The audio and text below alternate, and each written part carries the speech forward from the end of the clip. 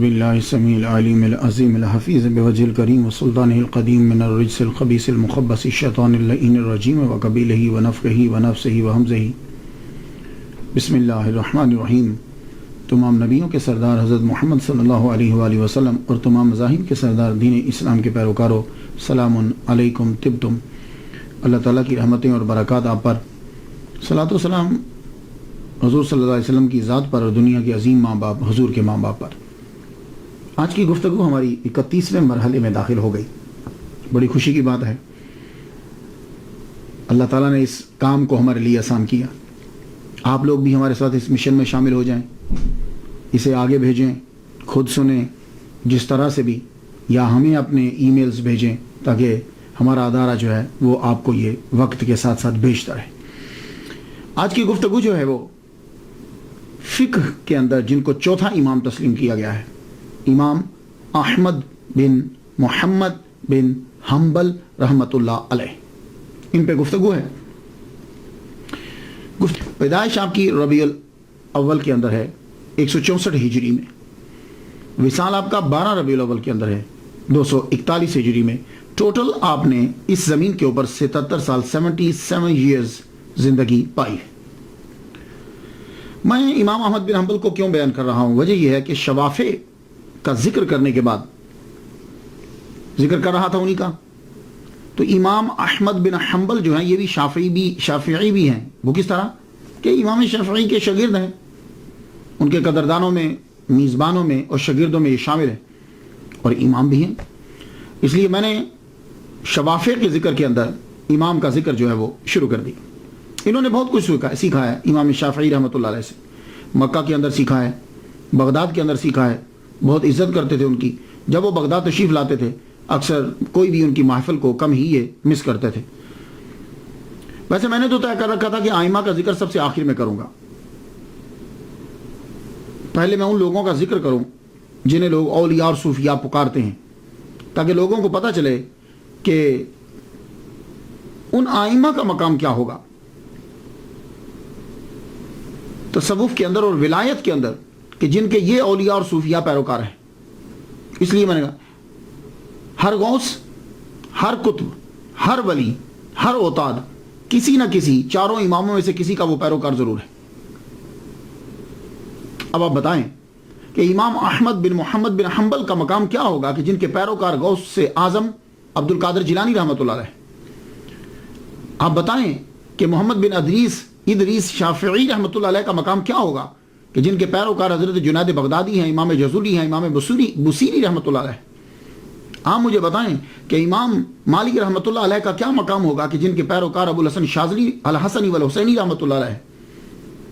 آپ ہی بتائیں کیا مقام ہوگا امام اعظم رحمۃ اللہ علیہ کا کہ جن کے پیروکار داتا گنج بخش علی اجمیری ہیں، خواجہ معین الدین اجمیری ہیں، قطب الدین بختیار کاکی ہیں، مجدد الفسانی ہیں، خواجہ بہاؤالدین نقشبند ہیں، جن کے مرید یعنی پیروکار ہیں جن کے فقہ کے اندر۔ ان لوگوں کا کیا مقام ہوگا؟ لیکن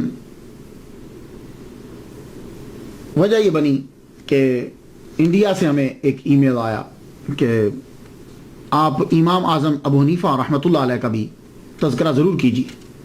تو میں نے پھر سوچا کہ چلیے آئمہ کا ذکر بھی جو ہے وہ کرتے چلے جاتے ہیں۔ تو آج چونکہ شوافع کا ذکر تھا، اس لیے امام احمد بن محمد بن حنبل رحمۃ اللہ علیہ کا ذکر چوتھے فقہ کے اندر، ان کو فقہ کا امام تسلیم کیا گیا چوتھے نمبر کے اندر۔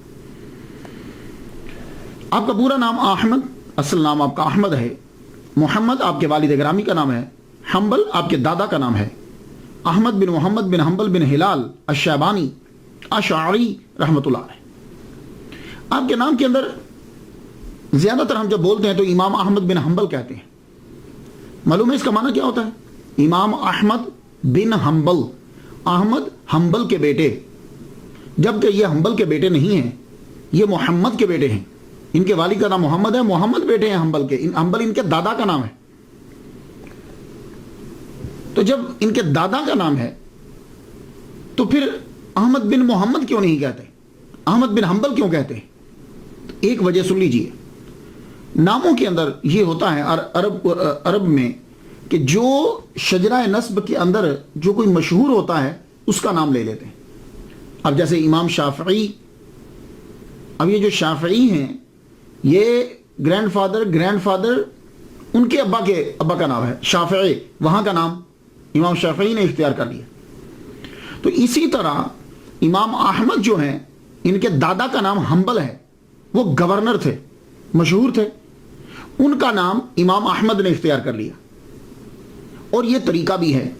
محمد مصطفیٰ صلی اللہ علیہ وآلہ وسلم ایک مرتبہ آپ کسی غزوہ میں ہیں تو آپ فرماتے ہیں کہ انا نبی لا کذب، انا ابن عبد المطلب، کہ میں جھوٹا نبی نہیں ہوں، میں عبد المطلب کا بیٹا ہوں. حضور عبد المطلب کے بیٹے تو نہیں ہیں، حضور کے ابا کا نام تو عبداللہ ہے، عبد المطلب تو دادا ہے، لیکن چونکہ عبد المطلب سردار تھے تو آپ نے خود کو متعارف کروایا ان سے. تو باپ کا باپ بھی تو باپ ہی لگتا ہے نا. اب آپ سمجھ کے ہوں گے. تو امام احمد بن محمد بن حنبل ہے، لیکن دادا چونکہ زیادہ مشہور تھے اس لیے امام احمد بن حنبل کے نام سے مشہور ہو گئے. یہ اصل میں حنبل ہے، اصل جو ہے ہا نون با لام ہے، لیکن لا یہ ہے کہ جب نون ساکن کے بعد با آ جاتی ہے تو وہ نون میم بن جاتی ہے. تو اس کو لکھتے تو نون ہیں، پڑھتے میم ہے. ہن بل ہے لیکن ہم بل پڑھیں گے. اب شیبانی بھی آپ کے نام کے ساتھ نام آتا ہے، شیبانی. یہ شیبانی جو ہے یا نسبت کی ہے شیبان، بنو شیبان اصل میں یہ قبیلہ ہے عرب کا. جب حضرت عمر رضی اللہ تعالیٰ عنہ نے بصرہ آباد کیا تھا، عراق کا شہر، تو وہاں آپ نے کچھ قبائل بھیجے تھے. تو یہ جو بنو شیبان تھے نا، یہ انہوں نے جا کے بصرہ کو آباد کیا تھا، وہاں کے صحراؤں میں، وہاں جا کر یہ رہے تھے. تو بصرہ میں حضرت عمر کے دور کے اندر حضرت امام احمد بن محمد بن حنبل رحمۃ اللہ علیہ کا خاندان آ گیا تھا حضرت عمر کے دور کے اندر ہی، بصرہ میں ہی. تو وہ بنو شیبان تھے، اس کی وجہ سے آپ کو شیبانی بھی کہا جاتا ہے. تو آپ کے آباء و اجداد بصرہ کے اندر آئے. یہ بصرہ آج بھی بڑا مشہور ہے، عراق کا بڑا مشہور شہر ہے. یہ کویت اور ایران کے قریب ہے بالکل. 2007 کے مطابق اس کی آبادی جو ہے وہ 9,52,441 ہے اس کی، یعنی اب اس سے آبادی سے، پاپولیشن سے اندازہ لگا لیجئے. اور یہ بغداد کے بعد عراق کا سب سے بڑا شہر ہے.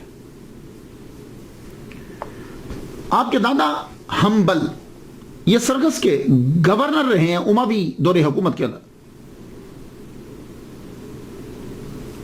تو کہتے ہیں کہ بصرہ سے یہ آپ کے دادا، آپ کے بڑے، یہ خراسان، پھر مرو، پھر بغداد، اس طریقے سے یہ دوبارہ ہجرت پھر کی. پہلے تو بصرہ آ گیا خاندان، پھر سرغس، خراسان میں بھی یہ رہے، مرو، پھر اس کے بعد بغداد میں آخر میں یہ آ کر امام احمد بن محمد بن حنبل رحمۃ اللہ علیہ پہنچ گئے. آپ کے جو والد گرامی محمد ہیں یہ خراسان میں فوج کے اندر اعلیٰ عہدے پر فائز تھے. خراسان کے اندر آپ کے والد گرامی کا 30 سال کی عمر میں انتقال ہو گیا. امام احمد بن محمد بن حنبل رحمۃ اللہ علیہ کی پیدائش سے کچھ روز پہلے یا کچھ روز بعد. اب یہ جو خراسان میں آپ کے والد گرامی تھے، یہاں سے اختلاف ہو گیا جائے پیدائش کے اندر کہ امام احمد بن حنبل کی جائے پیدائش کون سی ہے، یہاں اختلاف ہو گیا. لیکن یہ بات تو طے ہے کہ آپ کے والد گرامی خراسان میں اعلیٰ عہدے پر فائز تھے آرمی کے اندر. اب عرب کے جتنے لوگ ہیں وہ یہ فورس کرتے ہیں اور کوشش کرتے ہیں کہ امام احمد بن حنبل کو بغداد میں ہی پیدا کیا جائے. لیکن کچھ لوگوں نے یہ کہا کہ امام احمد بن حنبل خراسان کے اندر پیدا ہوئے. خراسان میں آپ کے چاہنے والے بھی بڑے تھے، خراسان کے اندر آپ کی فقہ بھی مشہور ہوئی، خراسان کے اندر ہی آپ کے فتاوی مشہور ہوئے. تو کچھ چکر تھا خراسان کے ساتھ، کچھ چکر تھا. تو اب میں جب تحقیق کرتا ہوں تو اگر یہ کہا جائے کہ امام احمد بن حنبل جو ہیں ان کی ولادت سے کچھ روز پہلے ان کے والد گرامی جو ہیں وہ وفات پا گئے ہیں، تو پھر تو وہ خراسان کے اندر تھے. تو کچھ روز پہلے وفات پائی تو پھر تو خراسان کے اندر ہی پیدا ہوئے. اور اگر یہ کہا جائے کہ کچھ روز بعد وفات پائی تو اب یہ ہے کہ اتنی جلدی یہ یہاں کیوں آ گئے؟ وہ تو خراسان میں ان کی ڈیوٹی تھی، وہ چھوڑ کر ڈیوٹی بغداد میں تو نہیں آئیں گے کیونکہ بوڑھے تو ہیں نہیں ہیں، 30 سال کے ینگ ہیں، تو خراسان میں ڈیوٹی ہی تو کر رہے ہیں. تو اب یہ جھگڑا کہ وہ بغداد میں ہوئے یا خراسان کے اندر، میں یہ کہتا ہوں کہ بھائی دیکھو ٹھیک ہے، مان لیتے ہیں کہ جگہ کی وجہ سے فرق پڑتا ہے. اب ایک بچہ امریکہ میں پیدا ہوا ہے، ایک بچہ مدینہ میں پیدا ہوا ہے، ایک بچہ پاکستان میں پیدا ہوا ہے، فرق تو پڑے گا. لیکن کچھ ہستیاں ایسی ہوتی ہیں کہ وہ جگہ کی محتاج نہیں ہوتی، وہ جہاں پیدا ہو جائیں ان کی ولادت کی وجہ سے وہ جگہ افضل ہو جاتی ہے. ہاں، تو اس لیے امام احمد بن حنبل وہ ہستی ہیں کہ وہ جہاں پیدا ہوں گے وہ جگہ ہی افضل ہو جائے گی. تو اس لیے اس میں فکر کرنے کی ضرورت کوئی خاص نہیں ہے. وہ خود عربی ہیں تو اب کیوں جہاں مرضی پیدا ہوں، اس سے کوئی فرق نہیں پڑے گا. تو آپ کے والد گرامی کا جب انتقال ہو گیا خراسان کے اندر، آپ 30 سال کی عمر ہے، تو آپ کی والدہ پھر وہاں سے آپ کو بصرہ لے آئیں. کیوں؟ اس لیے کہ بصرہ میں رشتہ دار رہتے تھے، تو عراق میں واپس لے آئیں. عراق میں آپ تشریف لائیں، وہاں رہے، پھر وہاں سے بغداد میں آ گئے. امام احمد بن محمد بن حنبل رحمۃ اللہ علیہ، آپ نے ابتدا میں، اب چونکہ غربت ہے، والد گرامی کا سایہ تو سر سے اٹھ گیا ہے، ابتدا میں جتنا پڑھ سکتے تھے پڑھا، قرآن مجید حفظ کرنا ہے، قرآن کا پڑھنا ہے. لیکن بہت سلو سپیڈ دیکھتا ہوں میں جب میں کتب پڑھتا ہوں، تو امام احمد بن محمد بن حنبل رحمۃ اللہ علیہ کی پڑھنے کے اندر سپیڈ جو ہے وہ شروع کے 15 سال کے اندر تقریباً بند ہے. اس کی اب وجہ وہی ہو سکتی ہے کہ حالات ٹھیک نہیں ہیں، معاشی حالت جو ہے وہ بہت انتہائی کمزور ہے. کیوں؟ والد گرامی جو چیز چھوڑ کر گئے ہیں پیچھے، وہ کپڑا بننے کا ایک کارخانہ ہے اور چند دکانیں ہیں. ان ساروں کا کرایہ ملا کر ٹوٹل 17 درہم آتا ہے. ایک دکان کا کرایہ 3 درہم آتا ہے، اور وہ بھی لوگ کبھی دکان کا کرایہ دیتے ہیں، کبھی کرایہ نہیں دیتے. یہ آپ کی معاشی حالت ہے. اب ایسی حالت کے اندر اتنا لمبا سفر کرنا، سفر کے اخراجات، فیسیں، 15 سال تک تو ویسے ہی بند رہے. 15 سال کے بعد پھر آپ نے پڑھنا شروع کیا. سب سے پہلے آپ نے قرآن مجید حفظ کیا. قرآن مجید حفظ کرنے کے بعد آپ نے کتابت شروع کر دی. کتابت جب شروع کی، بہت خوش نویس تھے، بہت خوبصورت لکھتے تھے. اور ویسے بھی پرانے زمانے کے جتنے بھی آئمہ ہیں، علماء ہیں، وہ سب سے پہلے لکھنا سیکھتے تھے، ساتھ ساتھ لکھنا بھی سیکھتے تھے. وجہ کیا ہے؟ اس دور کے اندر جو پڑھا جاتا تھا وہ لکھا بھی جاتا تھا. تو اگر لکھائی جو ہے وہ بری ہوگی تو پھر وہ ان کی کتابیں، کتب جو ہیں وہ یہ لکھیں گے کیسے؟ تو خوش نویس بھی اچھے لکھنے والے کاتب زبردست ہوتے تھے. آپ دیکھ لیجئے جتنے بھی پرانے. لیکن آج کے دور میں کیا ہوا کہ اب کمپیوٹر آ گیا ہے، ہاتھ سے پینسل قلم سب چیزیں چھین لی، اب کمپیوٹر آ گیا. اب آپ کو وہ لکھائی کی وہ چیزیں نظر نہیں آئیں گی. انتہائی گندی لکھائی جو ہے وہ ہوتی ہے. لیکن میں نے جب پڑھا ہے تو دن کے اندر اسکول کے اندر بھی تختی لکھوائی جاتی تھی، لیکن اب وہ تختی، وہ ساری چیزیں جو ہیں وہ چھین. تو آپ نے لکھنا سیکھا، حفظ کرنا، حفظ کیا. اس کے بعد اب آپ جو ہیں سب سے پہلے آپ نے فقہ کی طرف توجہ دی.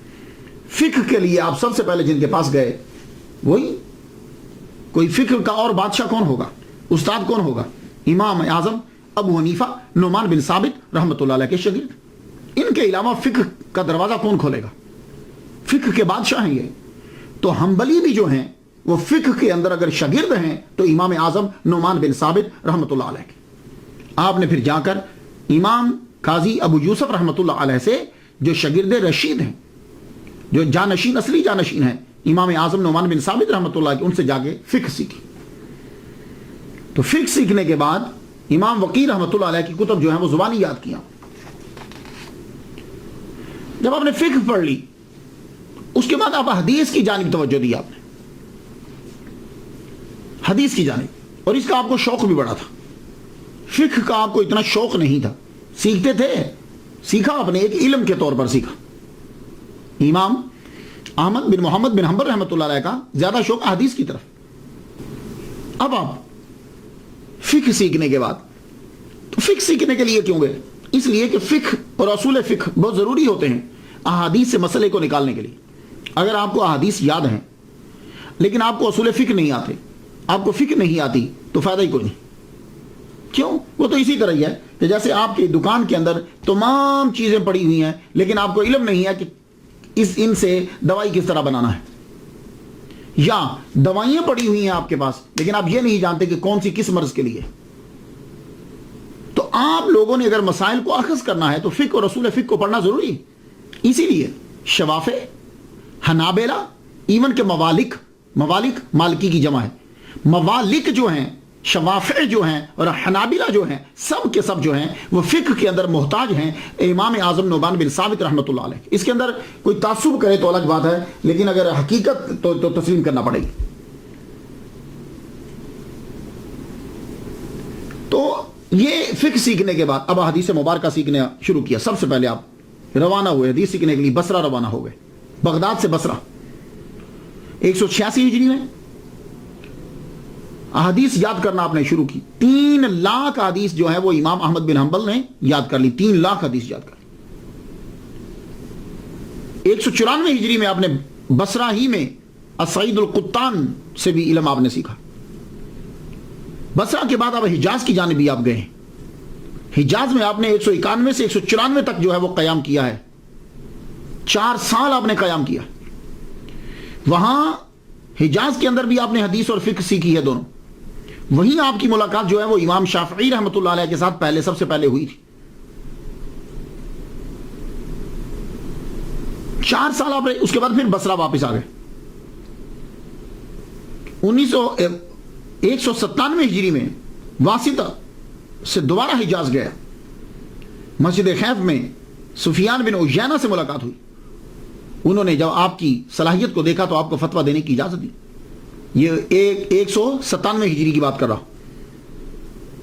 تو گویا کہ آپ حجاز کے اندر بارہا گئے ہیں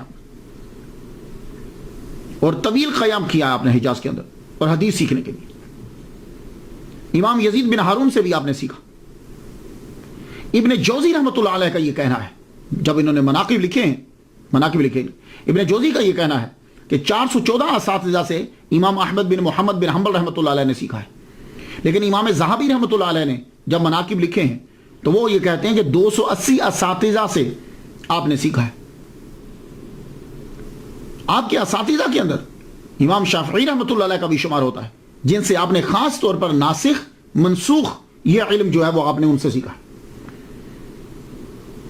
آدمی جب سیکھنے کے لیے نکلتا ہے آدمی کو مشکلات تو آتی، لیکن ایک بات یاد رکھیے، جب بھی کبھی علم سیکھنے کے لیے نکلے، یورپ اور امریکہ کے لوگ ادب کو بھول گئے.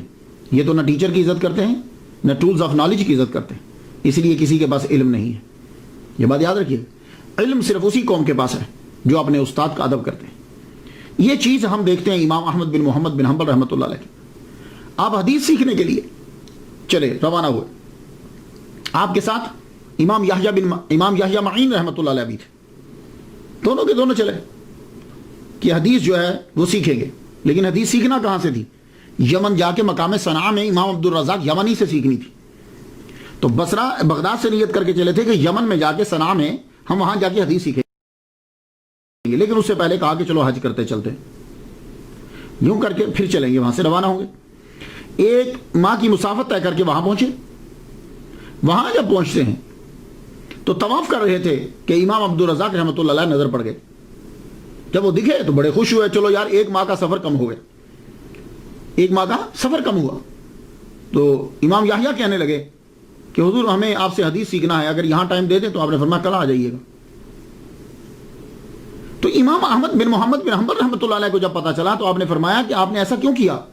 آپ نے ان سے ٹائم کیوں لیا؟ ہم نیت کر کے آئے تھے کہ ان کے در پر جائیں گے، ہم نیت کر کے آئے تھے کہ ان کے پاس جائیں گے، تو آپ نے یہاں وقت کیوں لیا؟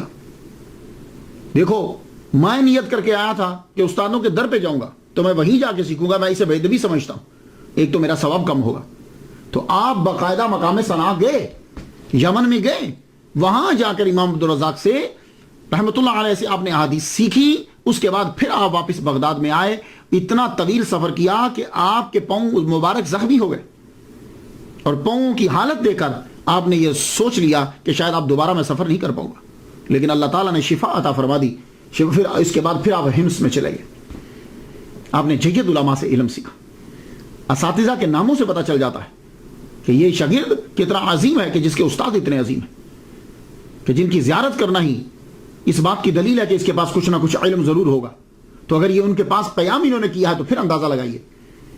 قاضی ابو یوسف رحمۃ اللہ علیہ، سفیان بن عیینہ رحمۃ اللہ علیہ، امام وقیع رحمۃ اللہ علیہ، امام شافعی رحمۃ اللہ علیہ، امام عبد الرزاق یمنی رحمۃ اللہ علیہ، شیخ حاسم بن ابی حازم، یہ ان کے بہت بڑے استاد ہیں.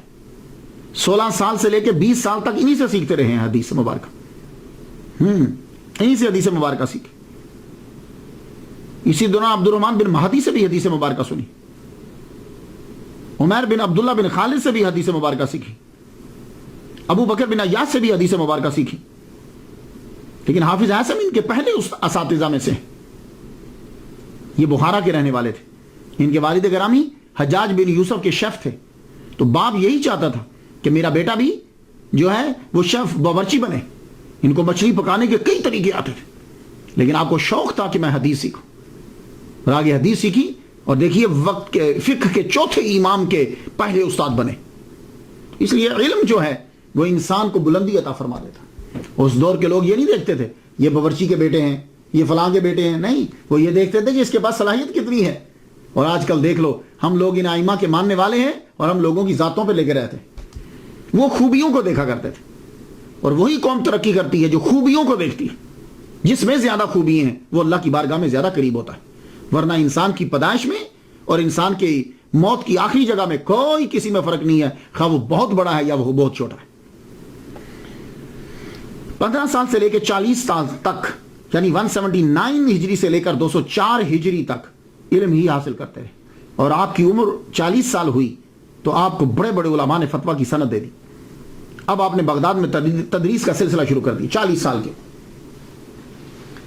40 سال علم تو بہت لوگ حاصل کرتے ہیں، آپ کو بڑے نظر آئیں.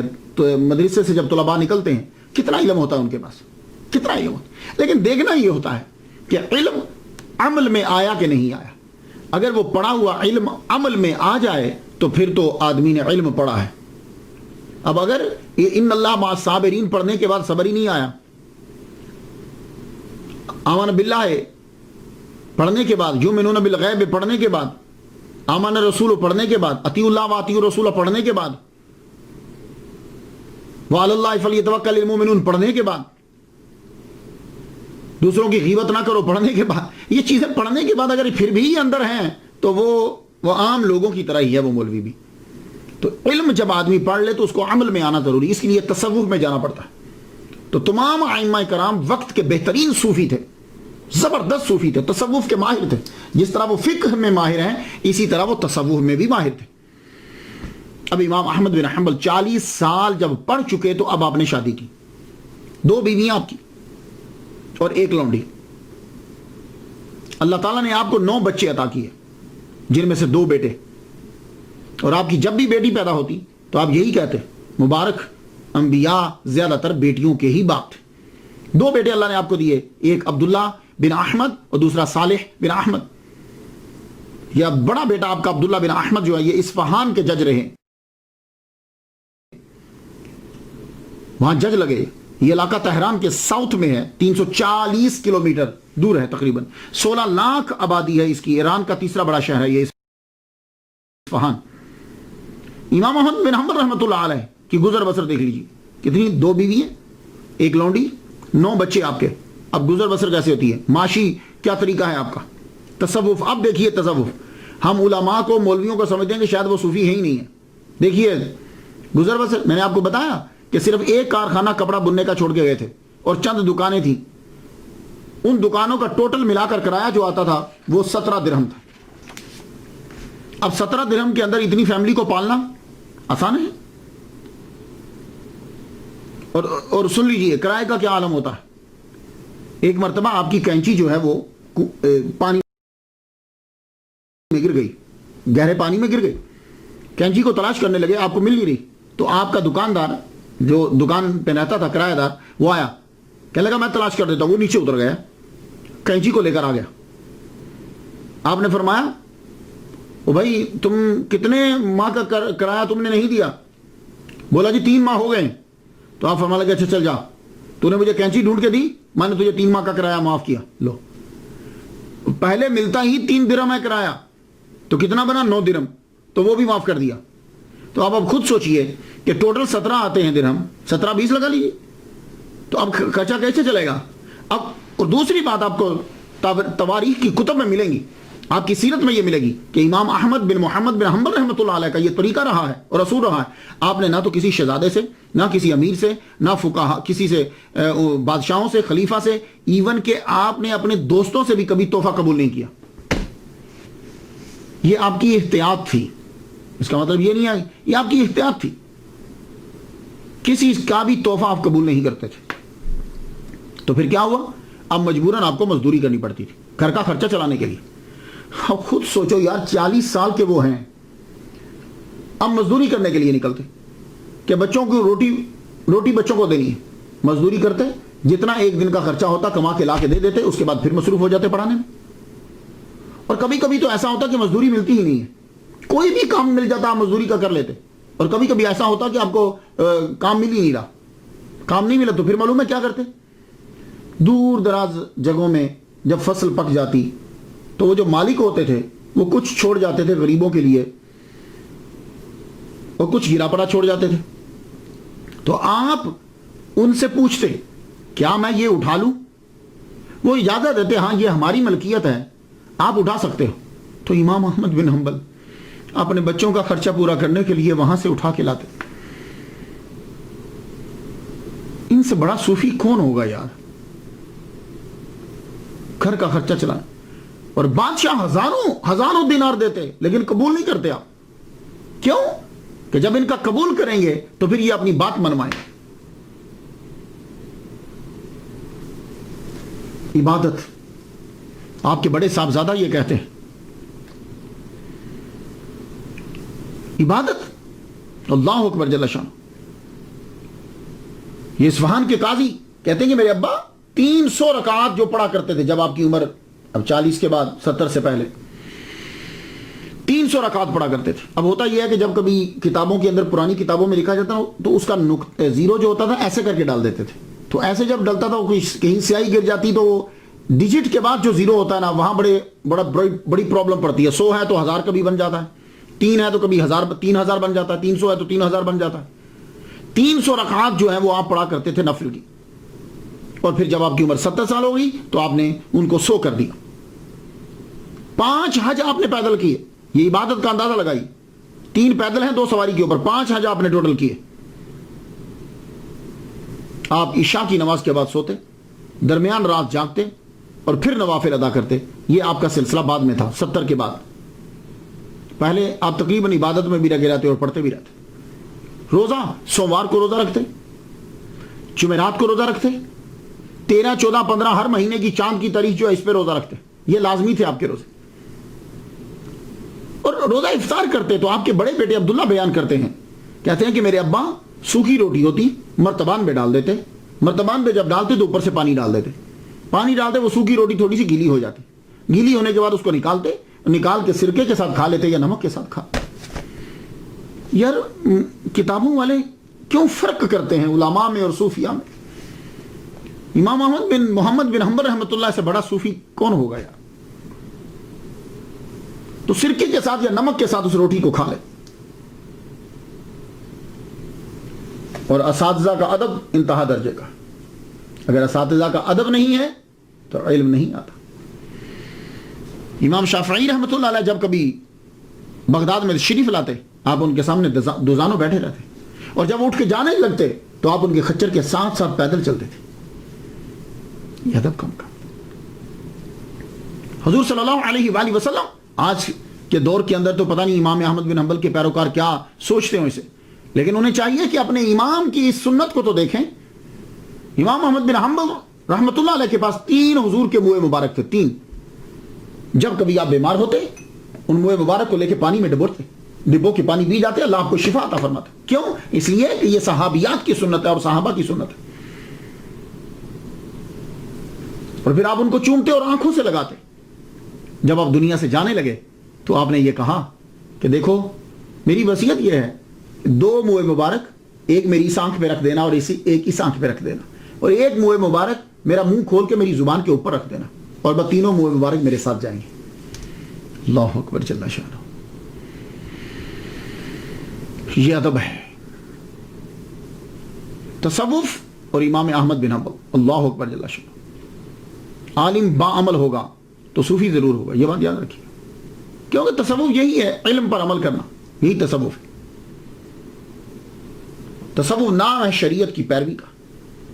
یہ کیسے ہو سکتا ہے کہ جن کے پیروکار غوث اعظم عبد القادر جیلانی رحمۃ اللہ علیہ ہوں وہ صوفی نہ ہوں؟ امام شافعی جو خود اوتاد کے مرتبے پر ہیں، وہ آپ کی تعریف کرتے ہیں کہ میں نے امام احمد بن محمد بن حنبل سے بڑھ کر کوئی متقی، پارسا، فقیہ اور محدث نہیں دیکھا۔ امام احمد بن محمد بن حنبل رحمۃ اللہ علیہ صوفیاء سے بہت پیار کرتے تھے۔ آپ کے دور کے اندر جو مشہور صوفی ہیں بشر الحافی رحمۃ اللہ علیہ اور ذوالنون مصری رحمۃ اللہ علیہ، دونوں کی بڑی عزت کرتے، اور سب سے زیادہ محبت آپ کی بشر حافی سے تھی۔ آپ اپنے بیٹے کو کہا کرتے تھے بیٹے جاؤ ان کی محفل میں بیٹھا کرو۔ اللہ اکبر جل شانہ۔ بشر حافی نے فرمایا، شیخ عبدالحق محدث دہلوی رحمۃ اللہ علیہ نے فقہ اور تصوف کتاب کے اندر یہ لکھا ہے کہ بشر حافی رحمۃ اللہ علیہ نے فرمایا وہ دنیا سے خالص سونے کی طرح گئے۔ امام شافعی رحمۃ اللہ علیہ سے شناسائی تو آپ کی 187 ہجری سے تھی، تب امام احمد بن حنبل رحمۃ اللہ علیہ کی عمر جو ہے وہ 23 سال۔ پھر یہ سلسلہ جاری رہا۔ ایک مرتبہ ایسا ہوا کہ امام شافعی رحمۃ اللہ علیہ کو معلوم ہوا کہ امام احمد، ان کو پتہ تو تھا آپ کے معاشی حالات کیا ہیں اور گزر بسر کیسے ہوتی ہے آپ کی، آپ کو معلوم ہوا کہ یہ یمن جا رہے ہیں عبدالرزاق بن حمام سے حدیث پڑھنے کے لیے، اور پیسے ان کے پاس ہیں نہیں۔ تو امام شافعی رحمۃ اللہ نے اپنا اثر رسوخ استعمال کرتے ہوئے آپ نے ان کو یمن کا قاضی لگوا دیا کہ جب یہ وہاں پہنچیں تو قاضی لگے رہے، اور خرچہ جو ہے وہ ملتا رہے گا، تو اس سے حدیث بھی سنتے رہیں گے، علم بھی پڑھ لیں گے، اور پاکٹ منی چلتی رہے گی۔ آپ کو جب یہ کہا امام شافعی رحمۃ اللہ نے کہ میں آپ کو یمن کا قاضی لگوا دیتا ہوں، انہوں نے کہا مجھے نہیں لگنا۔ آپ نے سمجھا شاید میری وجہ سے کہہ رہے ہیں، تو آپ نے گورنمنٹ کی طرف سے کہلوایا کہ آپ کو وہاں کا قاضی لگا دیتے ہیں، آپ پڑھتے بھی رہیے گا اور قضا بھی، جج بھی رہیے گا، فیصلے کرتے رہیے گا۔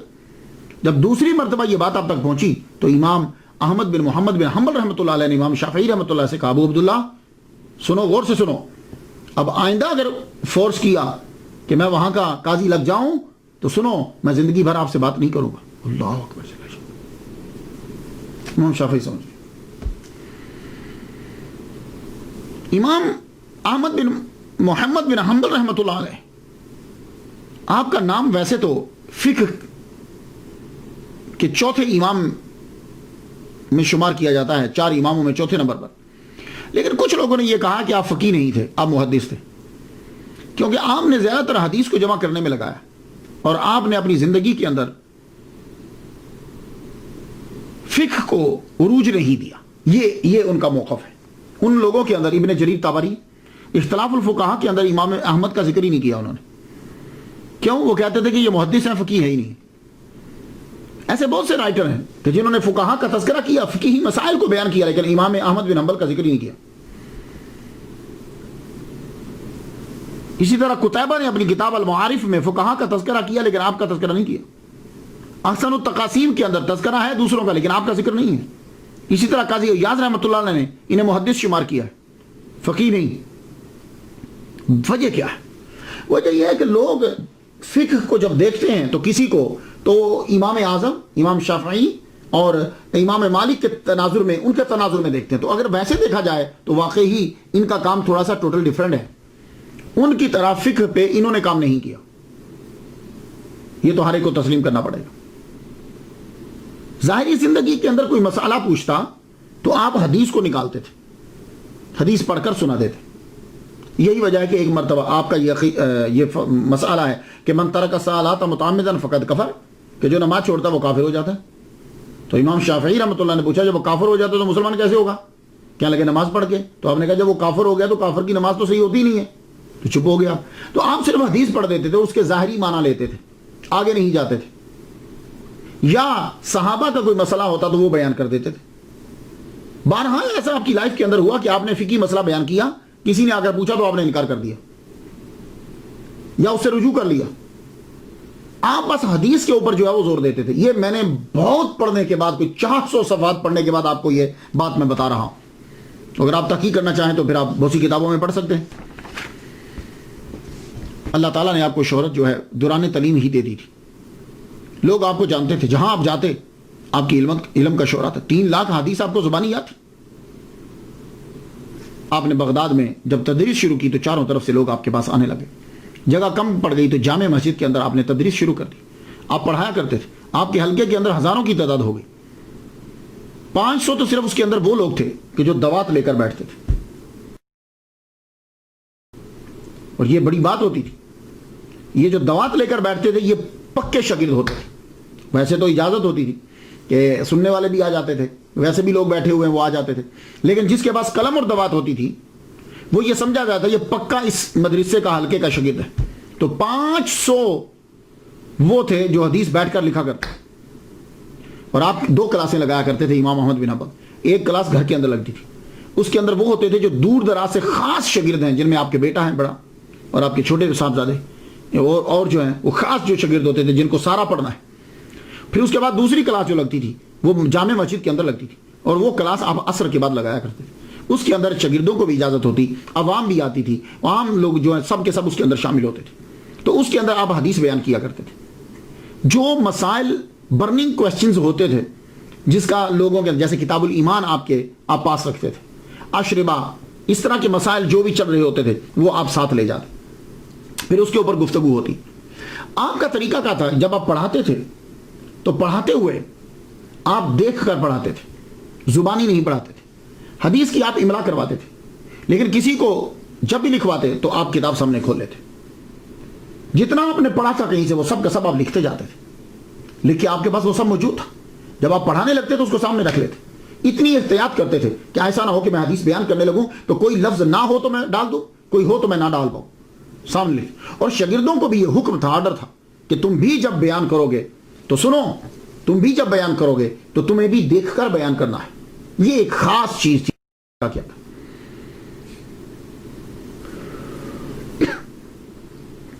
اسی لیے امام علی المدینی وہ جب پڑھانے لگے، آپ کے بہت بڑے شاگرد ہیں، تو کہا کرتے تھے میرے سردار امام احمد نے فرمایا کہ دیکھ کر حدیث جو ہے وہ بیان کرو. اور یہ خاص طور پر آپ کے حلقہ کے اندر یہ حکم تھا کہ کوئی میری حدیث کے ساتھ فتویٰ نہ لکھے. یہ جو چیزیں ہیں نا، اس لیے لوگوں نے آپ کو فقیہ شمار نہیں کیا. کوئی فتویٰ نہیں لکھا. ہاں فتویٰ دیتے تھے، یہ حدیث کے ساتھ کوئی لکھے نہیں. حدیث صرف حدیث لکھو. اللہ اکبر جل شانہ. حضور صلی اللہ علیہ وسلم نے 40 سال میں باقاعدہ تبلیغ شروع کی. ویسے تو اچھی اچھی باتیں تو آپ بتاتے رہتے تھے، لیکن باقاعدہ آپ نے 40 سال تو یہی اس سنت پر بھی عمل کیا. امام کب کے 3 لاکھ حدیثوں کو یاد کر چکے تھے، کب کی صلاحیت آپ کے اندر پیدا ہو چکی تھی، لیکن جب 40 سال کے ہوئے تو نبی کی سنت پر عمل کرتے ہوئے تدریس کو شروع کیا. حدیث پر حتی الامکان کوشش کرتے کہ حدیث پر عمل ہو. میں اٹھوں نا حدیث. حضور صلی اللہ علیہ وسلم کی حدیث ہے کہ آپ نے پچھنے لگوائے. پچھنے وہ کٹ لگواتے ہیں نا، خون نکلوا. تو آپ نے ابو طیبہ کو رضی اللہ تعالیٰ عنہ کو 1 دینار دیا تھا. تو آپ بھی اسی طرح کرتے، جب پچھنے لگواتے تو حجام کو 1 دینار دیتے. آپ کو لونڈی کی ضرورت نہیں تھی. جب آپ نے 2 نکاح کیے ہیں تو اب لونڈی کیوں رکھنی؟ صرف اس لیے کہ حضور صلی اللہ علیہ وآلہ وسلم کے پاس تھی، حدیث کے اوپر عمل ہو جائے.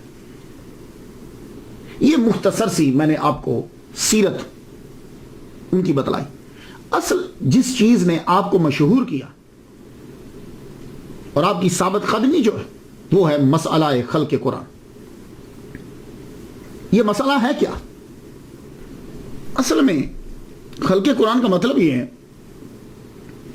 کہ آواز یہ اٹھائی گئی، دعویٰ یہ کیا گیا کہ قرآن جو ہے وہ مخلوق ہے. جس طرح چاند، ستارے، سورج، انسان، جن مخلوق ہیں، ویسے ہی قرآن بھی مخلوق ہے، کریشن ہے. وہ کہتے ہیں کہ اگر قرآن کو مخلوق نہ مانا جائے تو قرآن قدیم ہوگا. اگر یہ قدیم ہے تو پھر 2 قدیم ہو جائیں گے، اللہ قدیم اور قرآن قدیم.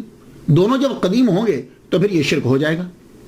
تو ایسی چیزیں جو ہیں وہ اکثر ملائی جاتی ہیں آپس میں، لوگوں کو گمراہ کرنے کے لیے، کافر بنانے کے لیے، قتل کرنے کے لیے، فرقہ برائیت کے لیے.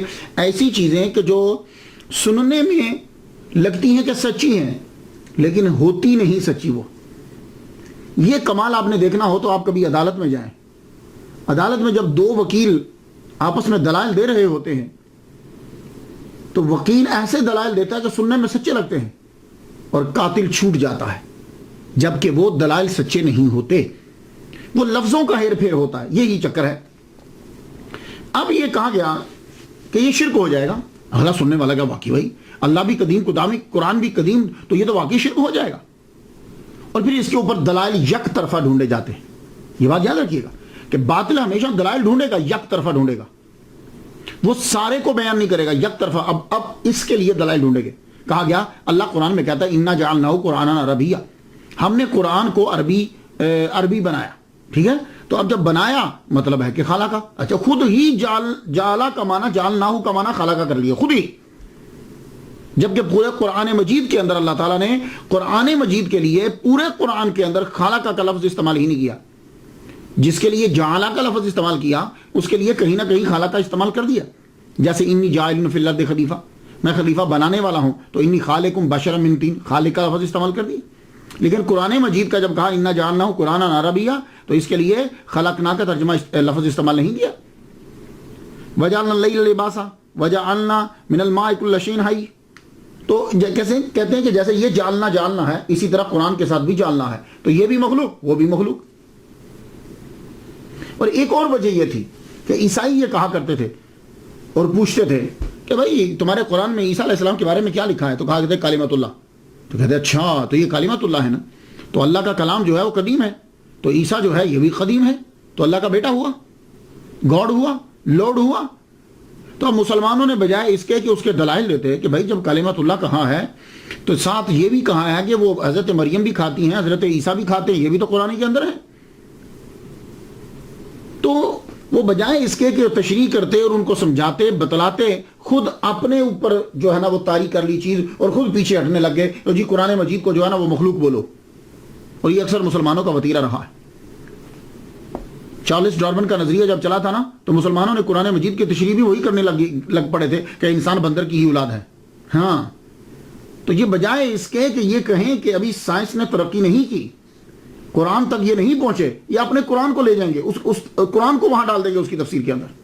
اور آج دیکھ لیجئے 100 سال کے بعد وہی چارلس ڈارون کا نظریہ جو ایولیوشن تھیوری تھی اس کو امریکہ کے اسکولوں میں غلط قرار دے دیا گیا۔ لو اب کیا کریں گے؟ تو یہی حال اس دور میں بھی ہوا۔ سب سے پہلے جس نے یہ کہا کہ قرآن مخلوق ہے وہ کون تھا؟ جعد، یہ ایک ایرانی نژاد شخص تھا جس نے سب سے پہلے یہ دعویٰ کیا کہ قرآن مخلوق ہے، یہ اس نے آواز اٹھائی تھی۔ تو عہد اموی کا ایک گورنر تھا کوفہ میں، خالد بن عبداللہ، اس نے عید الاضحیٰ کے خطبے کے اندر کہا کہ تم جاؤ اپنے جانور ذبح کرو، آج میں ایک بندہ ذبح کروں گا، میں آج ایک بندے کی قربانی دوں گا۔ تو اس نے اس کو ذبح کیا تھا، اس نے سب سے پہلے کہا تھا کہ قرآن اللہ کی مخلوق ہے۔ اس کے بعد اس کے شاگرد ابن صفوان نے جو ہے وہ اسے پھیلایا کہ اللہ تعالیٰ بات چیت نہیں کر سکتا، قرآن قدیم نہیں ہے، مخلوق ہے، اس کو بھی قتل کر دیا گیا۔ پھر اس کے ایک شاگرد نے مصر میں نعرہ لگایا، بشر بن غیاث المریسی نے، یہ گرفتار ہو گیا لیکن قید سے بھاگ گیا۔ یہ تھی ابتدا کہ قرآن اللہ کی مخلوق ہے۔ میں نے آپ کو ہسٹری میں ابتدا بتا دی، لیکن انڈر گراؤنڈ یہ چیز چلتی رہی۔ یہ چلی کہاں سے؟ اب مجھے نہیں معلوم کہ اس کے پیچھے اخلاص تھا، نیت ٹھیک تھی، یا اس کے پیچھے کوئی اور تھے، لیکن اثرات جو ہے وہ بہت گندے تھے۔ اور یہ کوئی مسئلہ اتنا ضروری نہیں تھا کہ جس کو اتنے بڑے پیمانے پر اٹھایا جاتا، یہ اتنا ضروری نہیں تھا۔ اب یہ پھیلا کب؟ دیکھیے باطل فرقہ جب اٹھے گا اس کی پہلے یہ کوشش ہوگی کہ میں بادشاہ کو پکڑوں۔ بادشاہ کی حمایت کے بغیر باطل فرقہ کبھی پنپ نہیں سکتا، تو اس لیے باطل لوگوں کی سب سے پہلے حتی الامکان کوشش ہوتی ہے، اولی ترجیح یہ ہوتی ہے کہ ہمارے ہاتھ میں کسی جگہ کا، کسی ملک کا، کسی علاقے کا بادشاہ اور بڑا بندہ آ جائے، وہ پھر اس کو کسی نہ کسی طریقے سے کوئی نہ کوئی حربہ کر کے اس کو ضرور قبضے میں کریں گے۔ ہارون الرشید تک تو یہ بات چلتی رہی، لیکن دبے طریقے سے۔ مامون الرشید کی جب حکومت آئی تو مامون کے دربار کے اندر تمام کے تمام ایرانی تھے، فارس کا اس کے اوپر اثر و رسوخ تھا، دربار کے اندر ہر شعبے کے اندر۔ تو یہ جو غیاث تھا نا، یہ مصری، یہ تیسرے نمبر پہ جو قید سے بھاگ گیا تھا، یہ مامون کے دربار میں پہنچ گیا۔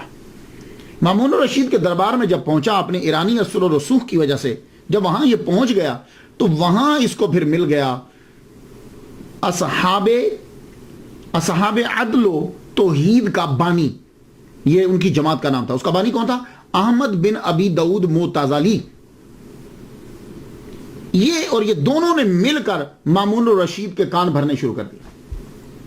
مامون الرشید کا اتنا نالج نہیں تھا.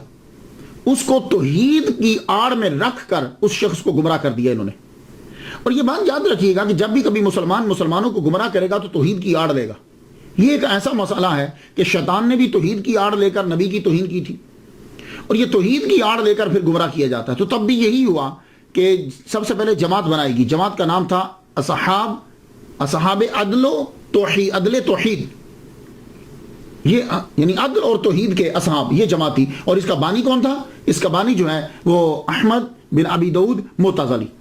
مامون الرشید کے جب کان بھر دیے گئے تو مامون الرشید کو یہ بتایا گیا کہ دیکھیے قرآن مجید جو ہے یہ اللہ تعالیٰ کی مخلوق ہے. اللہ تعالیٰ جو ہے یہ بول نہیں سکتا. ہاں وہ یہ کرتا ہے کہ وہ حکم دیتا ہے تو گویائی پیدا کر دیتا ہے. وہ اس نے حکم دیا تو قرآن لوح محفوظ پہ پیدا ہو گیا. اس نے حکم دیا تو قرآن جبریل علیہ السلام کی زبان پہ پیدا ہو چل پڑا. اس نے حکم دیا تو یہ قرآن جو ہے یہ مخلوق ہے. اگر مخلوق نہیں مانو گے تو پھر یہ بھی قدیم ہو جائے گا. تو جب دو قدیم ہو جائیں گے تو توحید اڑ جائے گی. مامون الرشید کہنے لگا ہونا توحید خراب نہیں ہونی چاہیے کیونکہ اللہ تعالیٰ سب کچھ معاف کر دیتا ہے, شرک معاف نہیں کرتا. تو وہ یہ نہیں سمجھا کہ ان دونوں کے پیچھے خباثت کیا ہے. تو جب مامون الرشید نے اسے تسلیم کر لیا تو مامون الرشید نے کیا کیا, تمام فقہا علماء کو بغداد میں بلا لیا. جب فقہا علماء کو بلایا تو بلا کر مناظرے شروع ہو گئے. مناظرے جب شروع ہوئے تو مامون الرشید کے ابتدائی دور تک جب تک وہ بغداد میں تھا صرف مناظرے ہی ہوتے تھے. یہ معتزلی بیٹھا رہتا تھا, فقہا اہل سنت و جماعت آتے تھے تو وہ آ کر مناظرے ہوتے. یہ اپنی چرب زبانی استعمال کرتا, فلسفہ استعمال کرتا, وہ اپنے دلائل دے کر جو ہے وہ چلے جاتے. بات اتنے تک کی تھی. لیکن مامون الرشید جو ہے وہ بیمار ہو گیا. بیمار ہونے کے بعد اس نے بغداد چھوڑ دیا اور وہ چل پڑا. جب وہ بغداد سے چلا گیا اس کے بعد اس کے ابتدائی دور کے اندر آپ دیکھیے گا, جائیے جا کر تواریخ پڑھ لیجئے, آپ کے آخری دور کے اندر بغداد سے جب روانہ ہوتا ہے تو اب اس کے خطوط جاری ہوتے ہیں, آرڈر جاری ہوتے ہیں, علماء پر سزائیں جاری ہو گئی, علماء کو سزا دینے لگ گئے, سزا دینے کی آرڈر, سختی. تو وہ آپ ذرا غور سے پڑھیے گا. میں آپ سے یہ کہوں گا کہ آپ ان خطوط کو پڑھیے. ایک پہلی بات میں آپ کو بتا دوں کہ بادشاہ خلیفہ جب خط نشر کرتے ہیں تو ان کا خط کتاب نہیں ہوتا. ان کے خط سے جملے مختصر ہوتے ہیں اور آرڈر ہوتا ہے, بس مختصر جملے. یہ خط جب آپ پڑھیں گے جو مامون الرشید کے خلق قرآن کے مسئلے میں ہیں, یہ لگتا ہے کسی مولوی نے لکھے ہوئے, کسی فلسفی نے لکھے ہوئے, لمبی عبارتیں, اور اس عبارات کا جو ہے وہ طریقہ یہ بتلاتا ہے کہ خلیفہ کا خط لکھا ہوا نہیں ہے. تو بات بھی اصل میں یہ تھی کہ مامون جو ہے وہ آخری عمر میں بیمار ہو گیا, وہ بستر علالت پر تھا. یہ جو وزیر ہے احمد بن ابی داؤد متزلی, یہ وزیر بھی تھا اس کا اور خاص سیکریٹری بھی تھا. یہ کیا کرتا تھا, یہ خود لکھتا تھا. لکھنے کے بعد آپ پتہ نہیں سناتا تھا بھی تک کہ نہیں سناتا تھا. لکھنے کے بعد وہ اس سے اجازت لے لیتا کہ میں اس کو آپ کی طرف سے بھیج رہا ہوں. وہ آگے اس کو کیا تھا, ٹھیک ہے بھیج دو, بھیج دیا. اب یہ لیٹر جو ہے وہ آنے لگ گئے بغداد میں کہ سارے فقہا کو اکٹھا کرو, جو مانتا ہے تو ٹھیک ہے, نہیں مانتا تو اس کی گردن اڑا دو, قید کر دو. اب یہ اتنے سنگین خط جب آخر میں آنے لگے تو یہی مامون بغداد میں رہتے ہوئے اتنے سخت آرڈر کیوں نہیں دے رہا تھا, یہ شک میں ڈال دیا بات. وہاں جا کر یہ آرڈر کیوں دینے لگا, اور آرڈر بھی اس وقت کہ جب یہ بالکل بستر علالت پر ہے, بلکہ بستر مرگ پر ہے. تو لگتا ہے کہ مامون کی کارستانی نہیں ہے, لیکن ظلم شروع ہو گیا. بلایا جاتا زر اور زور دونوں کے ساتھ, علماء کو بلایا جاتا کہ آپ اس کو مانو. اکثر لوگوں نے ماننا شروع کر دیا. لیکن امام احمد بن محمد بن حنبل, محمد بن نوح, امام یوسف بن یحییٰ البویتی مصری, نعیم بن حماد, یہ 4 آدمی ایسے تھے کہ جنہوں نے انکار کر دیا. امام احمد بن محمد بن حنبل, محمد بن نوح رستے میں ان کا وصال ہو گیا. امام یوسف بن یحییٰ البویتی, ان کا بھی وصال جو ہے قید کے اندر ہو گیا. نعیم بن حماد, ان کا وصال جو ہے واسق باللہ کے دور میں قید میں ہو گیا. بچے صرف تو امام احمد بن محمد بن حنبل بچے. آپ کو 2 سال 4 ماہ تک قید میں رکھا گیا اور روزانہ کوڑے مارے جاتے ہیں. ایک دفعہ مامون کے دربار میں آپ حاضر ہوئے ہیں, اس کا مطلب یہ نہیں کہ آپ حاضر نہیں ہوئے, حاضر ہوئے ہیں آپ, لیکن گفتگو ویسے رہتی. ایک مرتبہ پابا زنجیر بھی غالباً کہتے ہیں کہ جب بلایا گیا، ویسے دربار میں پہلے ہوئے، بابا زنجیر جب پہنچے تو رستے میں اس کا انتقال ہو گیا تھا جب آپ کو گرفتار کر کے لے جایا جا رہا تھا، لیکن جب وہ بغداد میں تھا تو آپ دربار میں پہنچے، تو آپ نے درباریوں سے مخاطب ہو کے کہا اگر قرآن حادث ہو تو یہ اس کا کلام ہے، درباریوں یہ بتاؤ اگر قرآن حادث ہو تو یہ اس کا کلام ہے، پھر اللہ کی ذات محل حادث ہوگی، اور یہ محال ہے، قرآن مخلوق ہے، مجھے یہ بتاؤ کہ یہ بات ضروریات دین سے ہے یا نہیں؟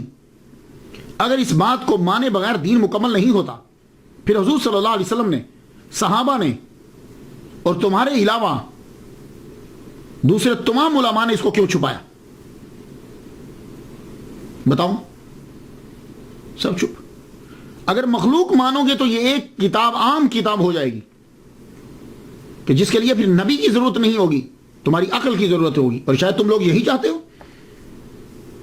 یہ آپ کی تقریر تھی کہ اصحاب عدل توحید یہ سارے کے سارے جو ہیں پریشان ہو گئے، اس جماعت کا صدر چپ، اور آپ دربار میں کھڑے، آپ کے سامنے 2 بندوں کو قتل کر دیا گیا، 2 بندوں کو قتل کیا گیا، لیکن آپ ذرا بھی مرعوب نہیں ہوئے۔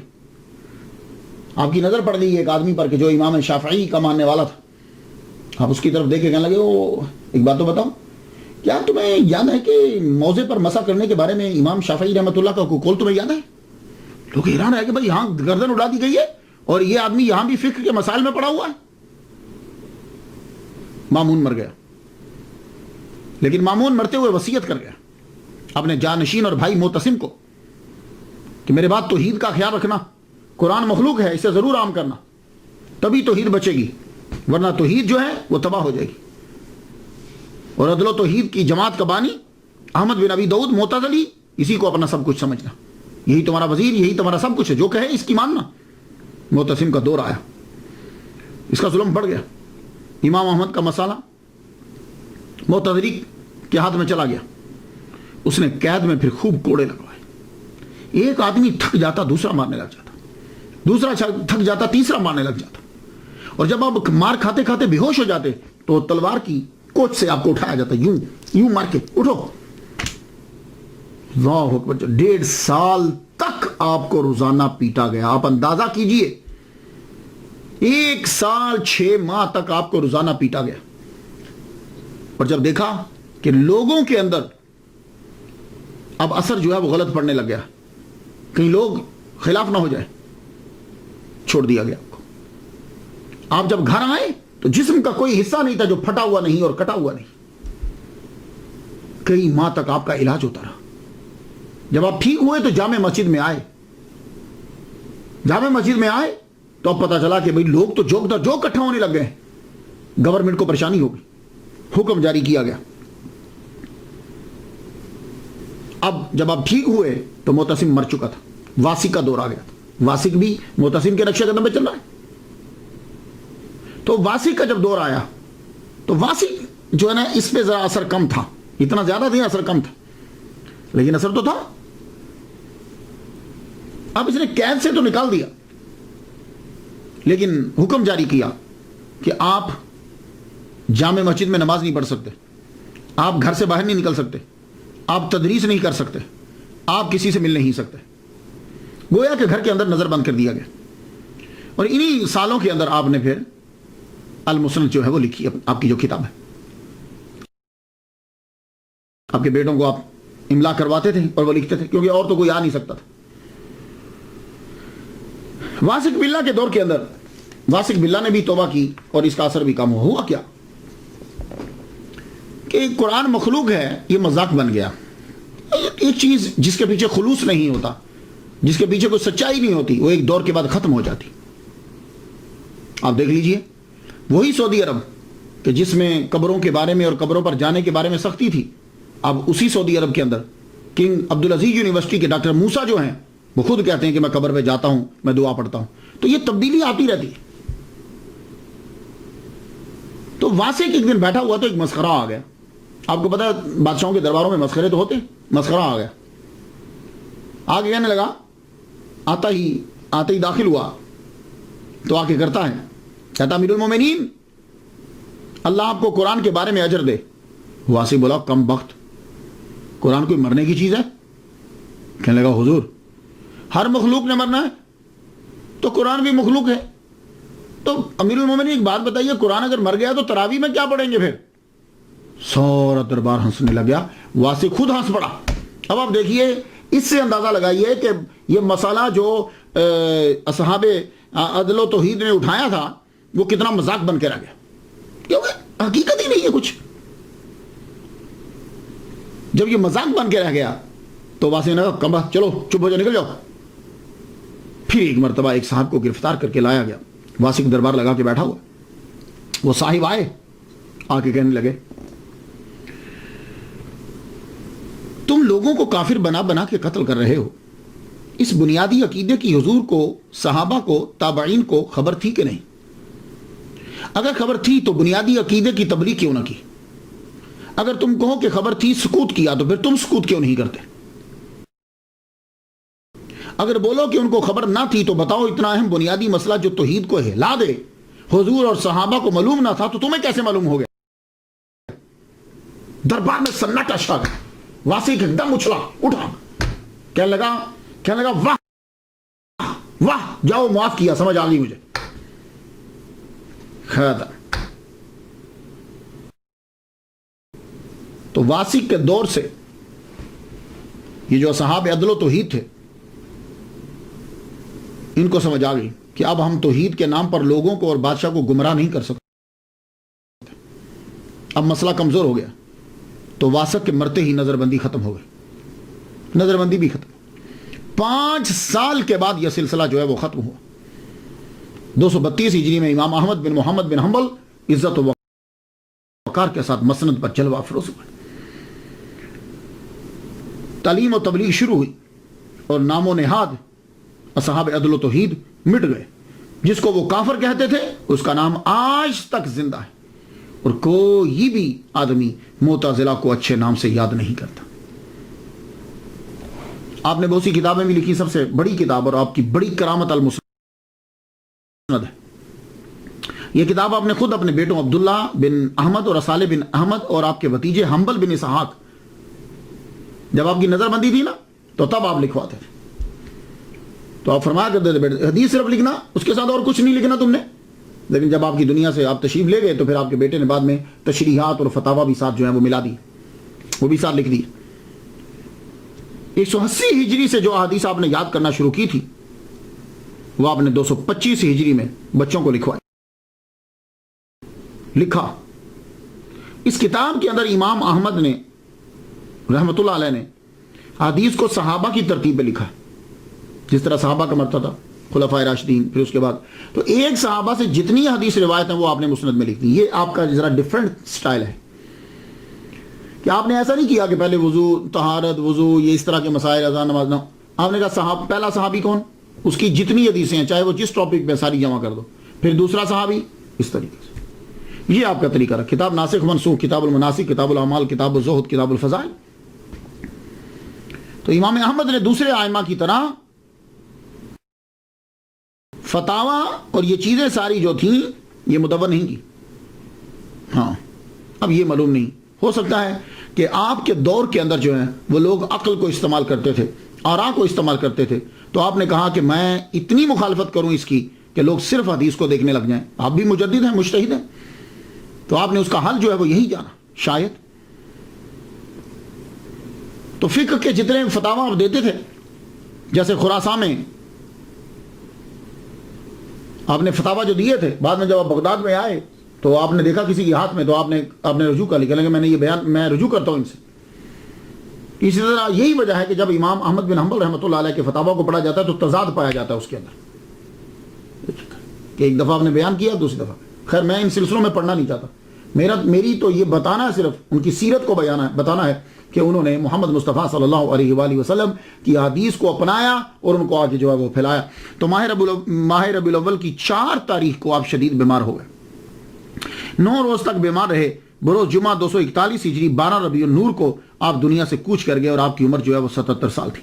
آپ کی وفات جو ہے وہ جنگل کی آگ کی طرح دنیا میں پھیل گئی، لوگ آ گئے، اتنا جنازہ ہوا کہ کہتے ہیں کہ 8 لاکھ لوگ آئے، عبد الوہاب وراق کہتے ہیں کہ 10 لاکھ لوگ آئے، اور جب جنازے کے لیے صفیں بننے لگی تو بغداد کے اندر کوئی ایسی جگہ نہیں تھی کہ جہاں بندے کھڑے ہوئے نظر نہ آئے، چھتوں پر، گلیوں میں، محلے میں، ایون کہ کشتیوں کے اوپر لوگوں کو کھڑا ہونا پڑا، ہر جگہ آدمی ہی آدمی نظر آ رہے۔ تو آپ کا جو ہے وہ جنازہ پڑھا گیا، تو کہتے ہیں کہ 40,000 غیر مسلموں نے اسلام قبول کر لیا، ہر آنکھ اشک بار تھی آپ کے جانے پر۔ یہ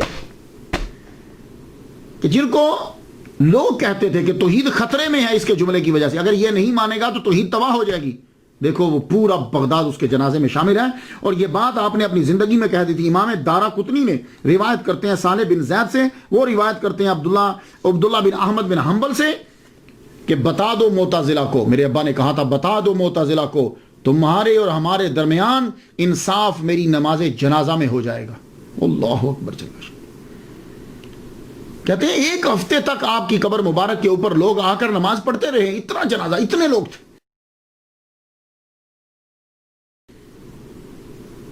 60,000 تو صرف عورتیں بعد میں آئی تھی، جبکہ روکا گیا ان کو کہ نہیں جانا، لیکن نہیں، اتنی عقیدت اور محبت تھی بغداد کے لوگوں کو آپ سے۔ اس سے بڑھ کر اور کیا مقام ہو سکتا ہے کہ پیران پیر، دستگیر، شہباز لامکانی، قندیل نورانی، الشیخ سید عبد القادر جیلانی الحسنی والحسینی رحمۃ اللہ علیہ آپ کے پیروکار، آپ بھی حنبلی ہیں۔ میں تو ان کے لیے فاتحہ پڑھ چکا، آپ بھی ان کے لیے فاتحہ پڑھ دیجئے۔ خدا تعالیٰ اور رحمت نازل فرمائے۔ اجازت دیجئے، وآخر دعوانا الحمدللہ رب العالمین۔